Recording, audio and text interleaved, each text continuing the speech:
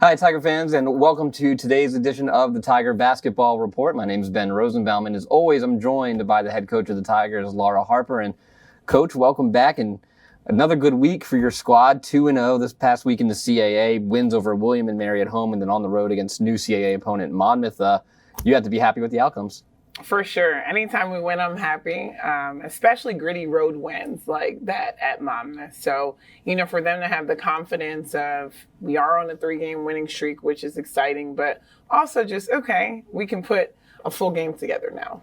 Starting with that William and Mary game, victorious 75-43 over the Tribe. William and Mary, the best three-point shooting team in the conference. You hold them to 4 of 22 from beyond the arc and also 24% from the floor in general. And we've talked about this the last few games. It's been really strong defensive efforts from your team, and they answered the call going against a hot shooting Tribe team. For sure. I think we've made a concerted effort as a staff to put an emphasis on defense and being able to stop teams, stop their initial sets, stop their tendencies. And, from a toughness standpoint, I think our team has bought into the importance of getting stops.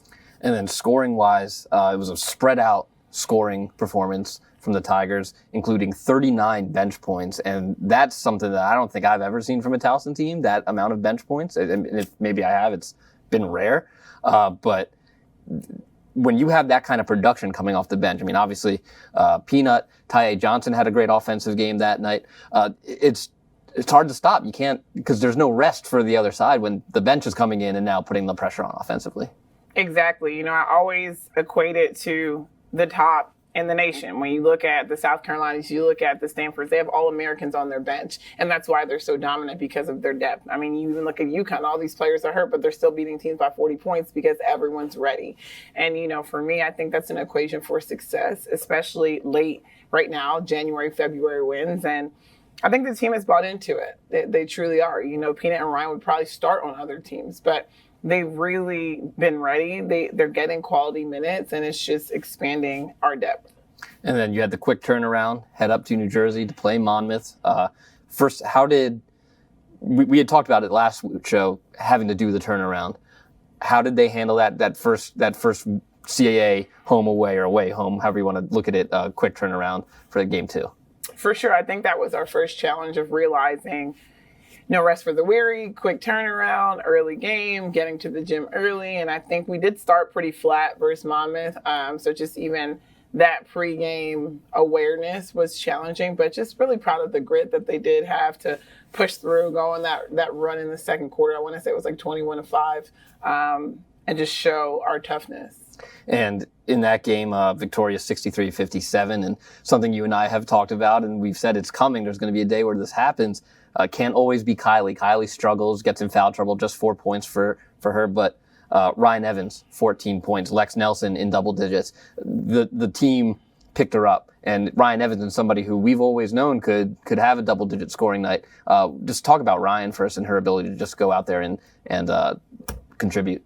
Absolutely. Ryan is an indispensable kind of player that finds ways to be productive within offense, within the defense, which is her energy and her effort, 2 of the pillars in which I personally live by and our team should, typically. So it was fun for her to see the fruits of her labor, all the shooting that we're doing. She's shooting the ball pretty well behind the arc, and she's also just playing with the level of confidence offensively that's matching, her defensive intensity as well. When it became evident to the team and to you that Kylie was struggling and she was going to have a bad night and the foul trouble was coming, did you sense any sort of, because we've gotten used to seeing Kylie, certainly from a fan perspective, we've gotten used, Kylie's having a great day. Did you sense among the team any panic, or was it just next player up, we gotta contribute? Of course, it's funny, after rewatching, I don't think I realized how much struggle she was having offensively. I knew the fouls were happening, but I think that even within recent weeks in practice, we've done situations without her on the floor and just showing and finding strength so everyone feels value when they have those moments. And I think that's really helping us. And then defensively, you hold Monmouth's best player, Tinsley just to 2 points.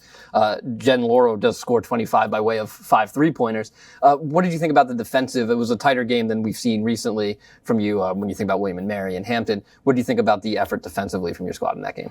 Again, credit Jen Lauro, because we were very much focused that game on Tinsley and Vanderhoop. And one thing I'm just really proud of us, because we gave up 6 threes in the first half and then 7 total to finish the game. So, we talked a little bit earlier about the ability to guard the 3-point line with certain teams, and William and Mary was one of them.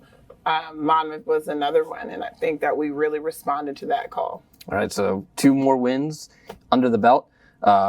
Next up, nice little rivalry game. Your first taste of the rivalry, heading up to Newark, Delaware on Friday, January 20th to take on the Blue Hens. Delaware 10-6 overall right now, 3-2 in the CAA, coming off a win against A&T. So first of all, I know obviously you and your staff weren't here last year.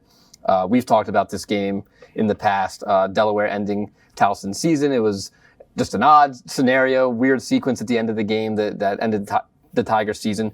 For the players that are still here from that team, how do you address any sort of emotions that they might have seeing Delaware again? Of course. I obviously watched the game from last year, but I wasn't here. So emotionally, I'm not as tied to what happened. I was devastated in watching it for those players, but I think there's a constant reminder, this is a new year, this is a new team, I am a new coach, we have to do different things. But I'm not, blind to the emotions that go into this game on both sides. For Delaware, Michaela Pippin, close to a double-double. Sconier's averages 12.5 a game. They're very similar to a Towson team where they have those 3 reliable scores that are probably going to have a big day. So when you look at Delaware, what jumps out at you? Post play. I think that our forwards have not seen this level of dominance, athleticism, tenacity. Sconner's coming from Minnesota. She has that Big Ten experience. She's a tough guard. You got to send 1-2 people at her if possible. And I remember Michaela Pippin in high school. She's from the area. Just so tough, so athletic. Relentless. So that is definitely something that sticks out to me. And it's not remiss that they made 12 3-pointers versus A&T. So, again, I think it's pick your poison. You have to guard the 3-point line, but you can't just allow Squinters to just camp in the paint and get layups either. And then a couple days later, back at home for Alumni Day, taking on Drexel, who you have faced already. It was a tight game, the first one, against the Dragons. How much, and I'm sure I won't get an actual answer here because we don't know who's watching, but how much do you change from seeing the way that Drexel game went and what the outcome ended up being? Do you change a lot, or how much is it self-scout? How much is it redoing the Drexel scout? What goes into that when you play a team for the second time? It's always just a reevaluation of what worked, what didn't. They obviously have the film, so I'm sure they'll be more prepared. Our game plan was clear that game. We just did not want Washington to touch it, to kill us, we wanted other people to step up, and Grace O'Neal did. So, ultimately that's what happens when you kind of sell out in that way. And, moving on, I do think we need to make some adjustments, just as I'm sure they are doing the same. And it is Alumni Day, opportunity for many past Tigers to come back. How important is that, just to have an Alumni Day to connect with those who built the foundation here, and also for you as a first-year head coach to get to meet some more alums? Of course, Alumni Day is one of the most important days, just really giving tribute and appreciation to the past, being a new coach, none of which the alum currently have played for me. So, I understand that that's a challenge too of coming back. And I just want us to create a safe place, a home where they are all appreciated and welcomed here. All right, the Tigers play 2 this weekend. First on the road against Delaware on Friday, January 20th at 7 o'clock, and then at home January 22nd on Sunday against Drexel at 2 o'clock here inside CQ. We'll have all of those games for you on Flow Sports. For the head coach of the Tigers, Laura Harper, I'm Ben Rosenbaum. Thanks for joining us, and as always, go Tigers. Go Tigers.